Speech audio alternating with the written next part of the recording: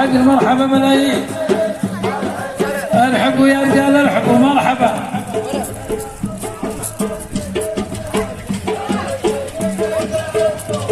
مرحبا مرحبا.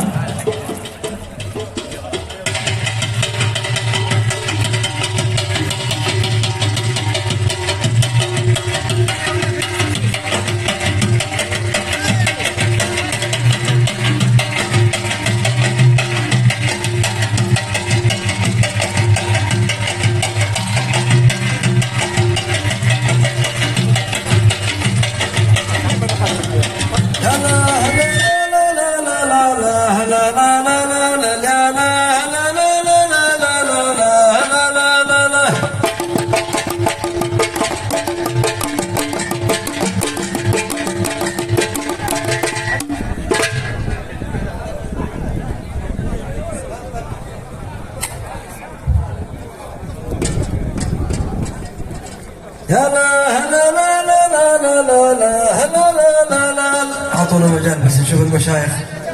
اول شيء الله يمسكم بالخير جميعا، وانتم يا ربعنا على الحديله ونعم. ووليد بن احمد من ابطال الدوله، والشيخ احمد بن محمد ونعم، وربعه ونعم، ومشايخ بنيشهر اللي موجودين يستحقون منا الاحترام. فنظموا الحفل واعطونا مكانه حتى نعرف نقصد ونطلع بصوره جميله قدام الناس. يا لا لا لا لا لا لا لا يا لا لا لا. ويا وليد بن احمد اقولها وعيد،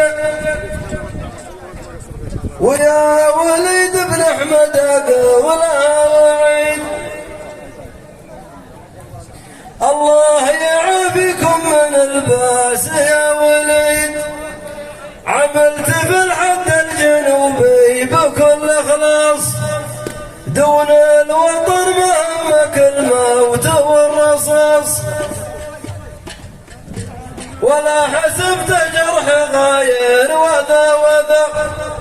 مواقفك يا ابو شبيلي كذا كذا، اللي يقول دون الوطن بامتثل وفاتي، هذا عساكر مملكتنا وجيشنا.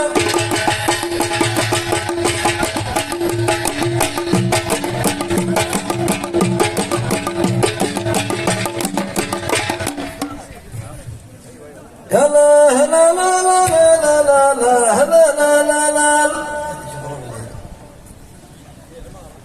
سلام يا دعوة الحديلي مية سلام، أمجادكم قدام وأفعالكم قدام. وأحمد محمد شيخ وترفرف الأعلام،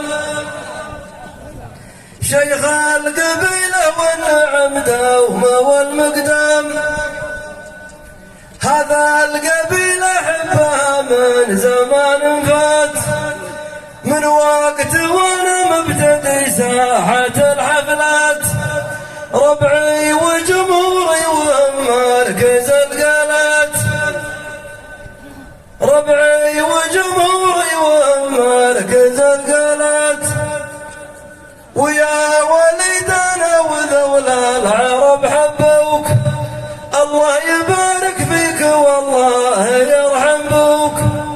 وعمك علي في ذمة الناس صليب الراس، وعبد الله وجابر وفيصل هل النماس.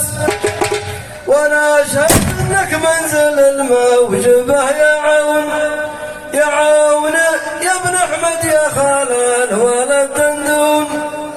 ويا حسين بن موسى لك القدر والمكان، ويا وليدك ولا دايما وعيد.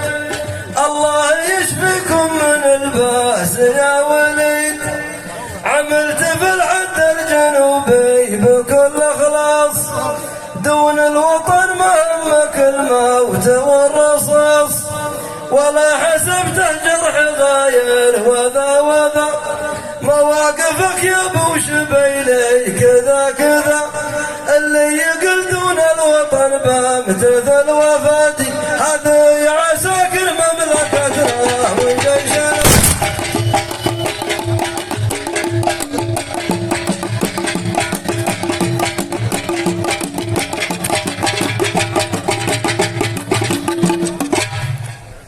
يسمعني والله صوتي ما هو مزبوط.